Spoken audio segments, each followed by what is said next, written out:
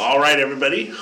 Welcome back to school. I hope you all had an excellent Thanksgiving. I hope you guys ate way too much food and that you were able to enjoy friends and family. Now that we're back at school, let's take a look at this. Europe History Test Study Guide. This is today's video. It's basically going over the study guide. We're not going to go over answers, but I'm going to give you the study guide, and this study guide is linked in today's module. But you have a test next Wednesday on the history of Europe. So think about everything that we've covered. So World War I, World War II, the Cold War, the rise of the Soviet Union, the European Union, the rise of the European Union. All of that's going to be included on the test.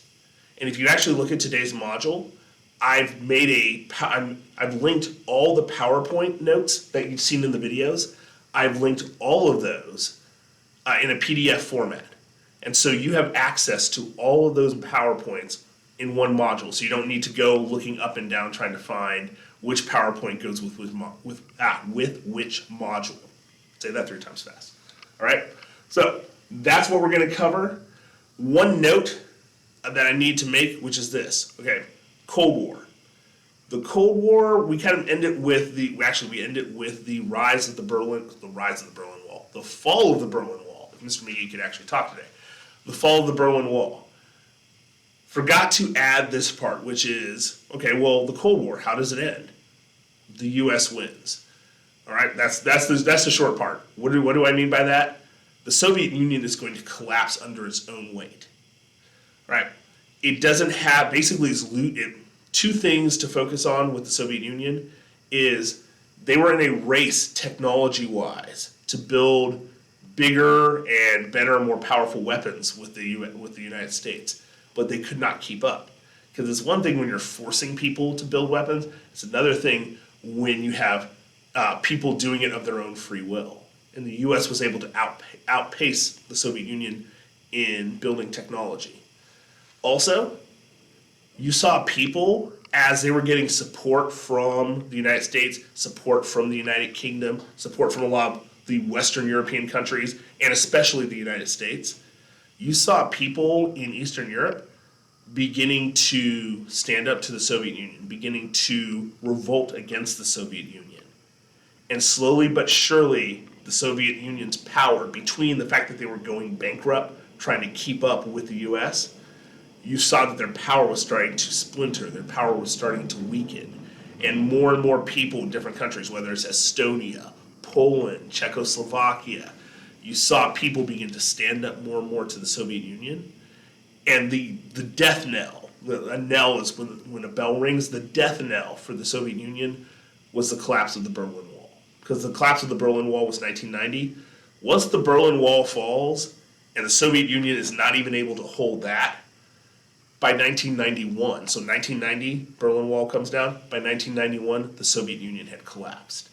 And so all those countries that we learned about when we did geography, Estonia, Ukraine, Latvia, Lithuania, Poland, Belarus, Hungary, Czechoslovakia, now it's the Czech Republic and Slovakia, all those countries are now free and once 1991 hits.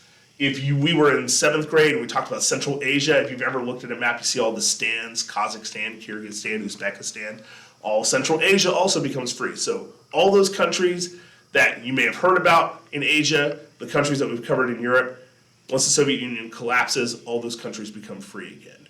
So, Cold War is over, the United States wins. But I realized I forgot to put that on the video, so I want to have that so you weren't thinking, all right, Berlin Wall falls, but what happens? So, there you go. Again, if you have any questions, it's Wednesday, so I'm on conference, let me know. I'm going to go very, very quickly. I'm just going to go through some of these questions. We'll talk about answers. We'll talk about strategies to study. By the way, I'm not going to give you all the answers. You have all the information that you need and all the access to information. Not to mention you have conference with me live if you have any questions. I'm going to go through some of these questions and just kind of give you a brief overview of the Europe History Study Guide. So, if you can see, you guys should be able to see, I'm looking at my own laptop there. So, again, you're going to notice, by the way, World War I, in bold, it kind of tells you, here's the section that we're covering. So this is World War I. Remember to look at your World War I notes. So you're going to have questions like, how did World War I start? How was the start of World War I like middle school drama? All right, middle school girls drama. You guys remember that? All right. So how is it like middle school girl drama, or like fifth grade girl drama? Remember Maine? Do you remember MAIN? What does that mean? Who are the Central Powers? Who are the Allied Powers? So if you think about it, not only with the World War I video that I made, which by the way you can go back and look at if you need to, but with the PowerPoint that will help you out as well. So think about it. You have the PowerPoint, which is going to be in today's module. You can also scroll up to a different module, find the video. Obviously, you also have my YouTube channel. Find the video that I made about World War I. There should be a couple of videos. And there's me explaining some of the information in more detail. And you also have me live. So you've got 3 different pieces. You see, you have 3 different information access points.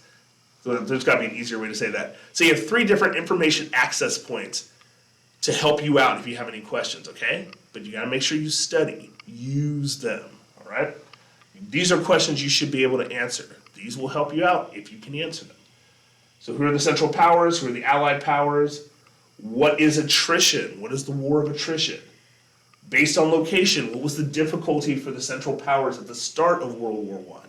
So those are all sorts of questions. I'm going to kind of skip some of these. What 2 things forced the USA into World War I? Right? Do you remember, the Zimmerman Note and unrestricted German U-boat warfare? All right? Oh, look, here's World War II. So we're at World War II. Why did the Germans embrace a man like Adolf Hitler? What did Hitler promise? What is the Holocaust? What is concentration camp? I'm skipping some of these. Who are the Allies? Who are the Axis powers in World War II? So we're in the World War II section. So you're going to have all sorts of questions like that. Again, you have a lot of different information access points to be able to use if you have any questions. All right? Make sure you're studying because, again, remember, next Wednesday, that is the test. So who are the leaders of Great Britain, the Soviet Union, Italy, the USA, and Germany during World War II? I'll help you out here. Winston Churchill, Joseph Stalin, Benito Mussolini, Franklin Roosevelt, and Adolf Hitler. You should know that. All right? So what rights were taken away from Jews? Why is it important to never forget the Holocaust? All right? Skipping to the Soviet Union. Who founded the philosophy of communism, the modern-day philosophy of communism? Karl Marx. Karl Marx. Actually, you know what? I probably shouldn't be coughing because in 2020 it's probably not a good thing. But you know what I was talking about. All right. So you know what I was doing.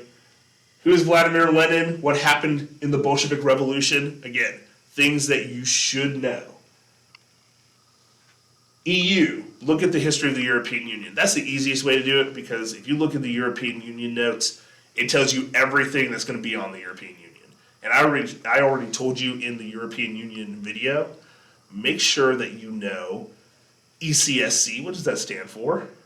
Make sure you know the history. Did it start out as the European Union? No, actually. It started out as this organization. Then it changed to this organization. Then it became the European Union. Okay? Make sure you know that. By the way, this is going to be multiple choice and true-false, which is our normal test types.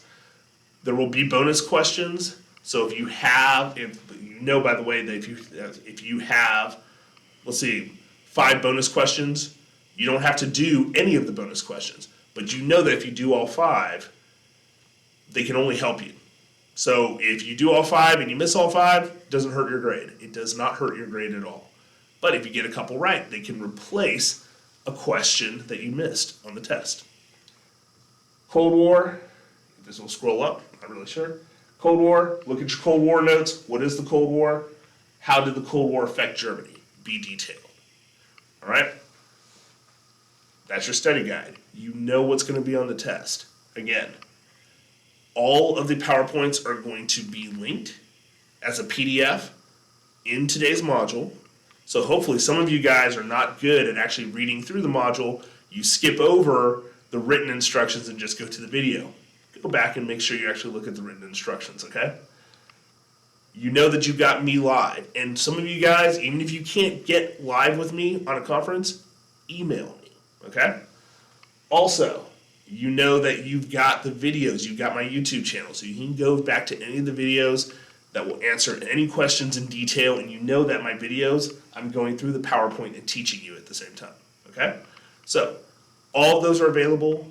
If you have any questions, conference with me, email me. I will do my best to help you out, okay? Hope you guys have an excellent rest of the day. Take care.